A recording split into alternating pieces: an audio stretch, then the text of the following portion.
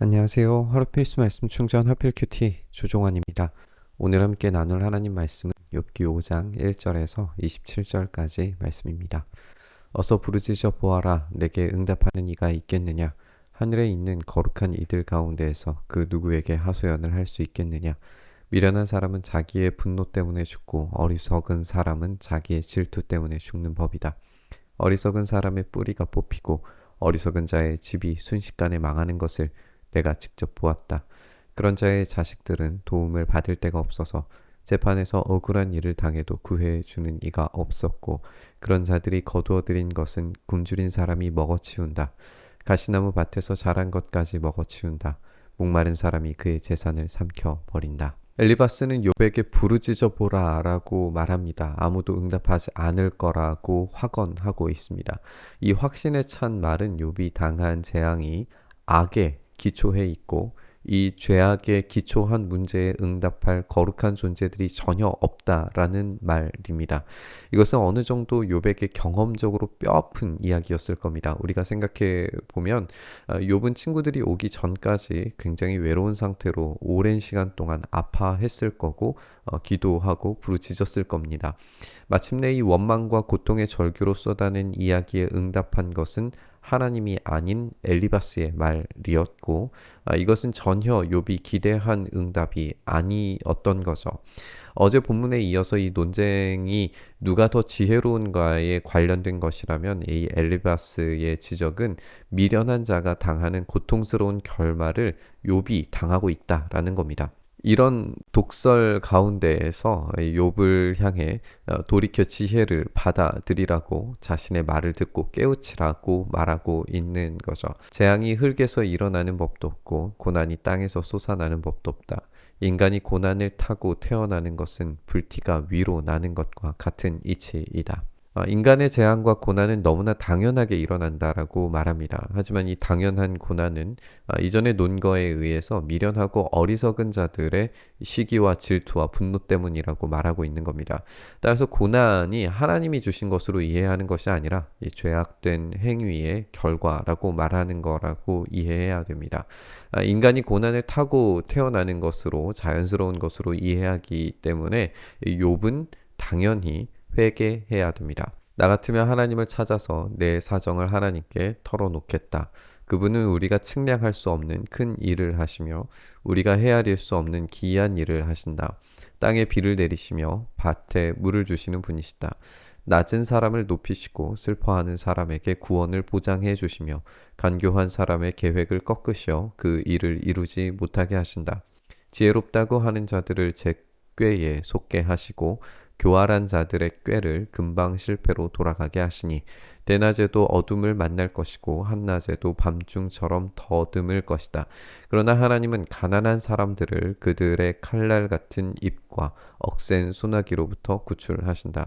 그러니까 비천한 사람은 희망을 가지지만 불의한 사람은 스스로 입을 다물 수밖에 없다.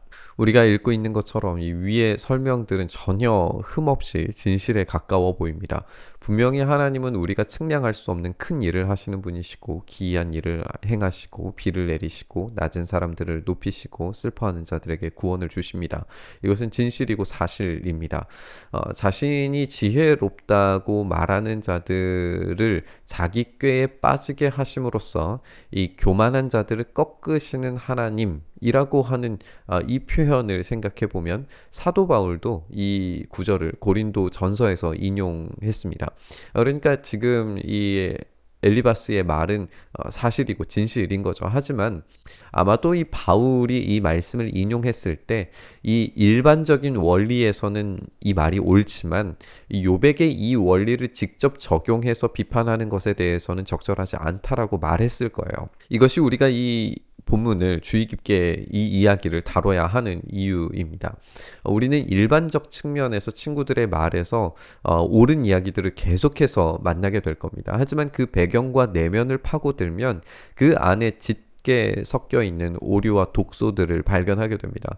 일반론적인 이야기가 진실에 가깝다고 해서 모든 상황에 곧바로 적용될 때 모든 상황에서 정답이 되는 경우는 거의 없습니다. 진리는 딱딱하거나 굳어있는 정답이 아닙니다. 오히려 진리는 유연함이라. 하나님께 징계를 받는 사람은 그래도 복된 사람이다. 그러니 전능하신 분의 훈계를 거절하지 말아라. 하나님은 찌르시기도 하시지만 싸매어 주시기도 하시며 상하게도 하시지만 손수 낫게도 해주신다. 그는 6가지 환난에서도 너를 구원하여 주시며 7가지 환난에서도 재앙이 내게 미치지 않게 해주시며 기근 가운데서도 너를 굶어 죽지 않게 하시며 전쟁이 벌어져도 너를 칼에서 구해 주실 것이다. 너는 혀의 저주를 피할 수 있어 파멸이 다가와도 두려워하지 않을 것이다. 약탈과 굶주림쯤은 비웃어 넘길 수 있고 들짐승을 두려워하지 않을 것이다. 얼마나 놀라운 설교이고 감동적인 위로를 담고 있는지 보게 됩니다. 엘리바스는 노련하게 욥에게 희망을 제시합니다. 하나님께 되돌아가면 회개하면 하나님은 싸매 주시고 손수 낫게 하실 것이고 환난에서 피할 수 있게 하실 겁니다. 굶주림과 칼과 파멸, 약탈을 피해 갈 겁니다. 심지어 들짐승도 두려워하지 않게 될 겁니다. 우리는 이 엘리바스의 말들을 통해서 어떤 이상적 유토피아 세계를 발견하게 돼요. 그리고 어느 정도는 그런 존재를 상정하고 가정했었다는 사실을 발견하게 됩니다. 만약 우리가 성공지향적 기독교, 이 승리주의적인 기독교에 심취한다면 엘리바스의 설교는 굉장히 은혜로운 설교입니다. 모든 죄의 목록들을 제거하고 복종하기만 하면, 그래서 정결한 상태로 되돌아간다면 약속된 복은 너무나 놀라운 거죠. 변수는 욥에게 죄의 목록을 쓸만한 것이 없었다는 사실입니다. 따라서 이 모든 위로의 말들은 욥 앞에서는 사치이고 기만이 돼버립니다. 욥이 회개할 사건이 없었기 때문에 욥은 모든 회복의 기회를 시작하기도 전에 박탈당한 거나 마찬가지인 거죠. 이런 적용을 곧바로 욥에게 할 수 있는가를 우리는 이 욥기 전체를 통해서 이야기하게 되는 겁니다. 너는 들에 흩어진 돌과도 계약을 맺으며 들짐승과도 평화롭게 지내게 될 것이다. 그래서 너는 집안이 두루 평안한 것을 볼 것이며 가축 우리를 두루 살필 때마다 잃은 것이 없는 것을 볼 것이다. 또 자손도 많이 늘어나서 땅에 풀같이 많아지는 것을 보게 될 것이다. 때가 되면 곡식단이 타작마당으로 가듯이 너도 장수를 누리다가 수명이 다 차면 무덤으로 들어갈 것이다. 이것은 우리가 지금까지 살펴본 것이니 틀림없는 사실이다. 부디 잘 듣고 너 스스로를 생각해서라도 명심하기 바란다.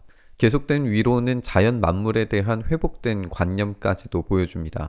이 들에 흩어진 돌은 무생물이고 들짐승도 인간의 통제에서 벗어나 있을 겁니다. 그럼에도 불구하고 엘리바스는 계약 맺음과 들짐승과 이 평화롭게 살아가는 우주적 회복을 경험하게 되리라고 말하고 있어요. 우리가 앞서서 지적했지만 이 모든 설명들은 기만입니다.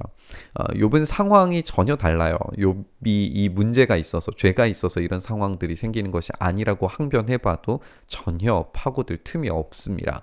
엘리바스의 논증은 일정 정도 진실을 내포하고 있어요. 하지만 그 안에 한 가지가 빠져 있는 거죠. 그것은 엘리바스가 믿는 이 믿음에 자신은 신실하지만 그것은 종교적 신실함이고 종교적 진실일 뿐이지 하나님과에 있어서 하나님의 진실과는 거리가 멀다는 겁니다. 하나님은 욥이 정직하고 의롭다고 이미 인정하셨어요. 그런데도 불구하고 이런 일이 벌어질 수 있는가에 대한 질문을 던지고 있는 것인데 엘리바스는 하나님의 진실에는 관심이 없습니다. 종교적 진실만 관심이 있는 겁니다. 사실 이것은 충격적인 이야기입니다. 종교적 열심이 틀릴 수도 있기 때문에 그렇습니다. 진실을 말할 수 있고 적용할 수 있고 때로 감동적인 위로를 주려고도 하지만 하나님의 일하심과 전혀 상관없는 이야기일 수도 있습니다. 우리는 예수님께서 주여 주여 하는 자마다 다 아버지께로 오는 것이 아니다라고 말씀하셨던 것을 떠올려 볼 수 있습니다. 종교적 열심이 심지어 기적을 만들어낸다고 하더라도 그것이 하나님과 전혀 관계가 없는 일일 수 있습니다. 그렇다면 무엇이 참된 믿음으로 나아가게 만드는 걸까요? 우리는 결국 십자가를 찾을 수밖에 없습니다. 십자가만이 종교성을 벗어날 수 있게 해줍니다. 교리적 종교는 오로지 자신을 완전히 내주어 목숨까지도 아낌없이 주는 사랑 앞에서 철저히 무너질 수밖에 없습니다. 그 사랑만이 종교를 무너뜨립니다. 십자가와 사랑이 없는 엘리바스의 논리는 옳지만 틀렸습니다. 욥은 죄 때문에 어리석어서 당하는 문제가 아니었습니다. 엘리바스는 현상만으로 판단할 수 없는 하나님의 신실하신 계획을 알지 못했습니다. 우리 또한 얼마나 겸손해야 하는지 생각해 보게 됩니다. 오늘 말씀 묵상하면서 이 종교성에 심취해서 알매 치중되어서 사람을 보지 못하는 교만이 우리 안에 싹트지 않기를 바랐으면 좋겠습니다. 그래서 온전히 자기의 모든 것을 내어주신 예수님의 십자가를 우리의 삶에도 실천할 수 있기를 간절히 바라면서 묵상의 자리로 나아가시죠. 주님, 우리가 아는 것에서 이 진리를 소유한 것에서 그치는 것이 아니라 그 진리 가운데 온전히 복종하고 순종하셔서 아낌없이 사랑하시며 고통마저도 거부함 없이 오롯이 당하신 예수님의 그 십자가를 묵상하며 우리도 또한 그 삶의 자리에서 실천의 자리에서 아프고 힘들어하고 괴로워하는 이들을 향하여 그들을 싸매어 줄 수 있고 그들과 함께 올 수 있는 그 자리에 우리가 온전히 설 수 있게 하여 주시옵소서. 그래서 우리의 종교성은 사라지고 오로지 십자가만이 우리 안에 살아있는 참된 복된 은혜의 삶 되게 하여 주시옵소서. 그렇게 우리를 살아가게 하시기를 간절히 바라고 소망하며 우리 주님 예수님 이름으로 기도드리옵나이다. 아멘.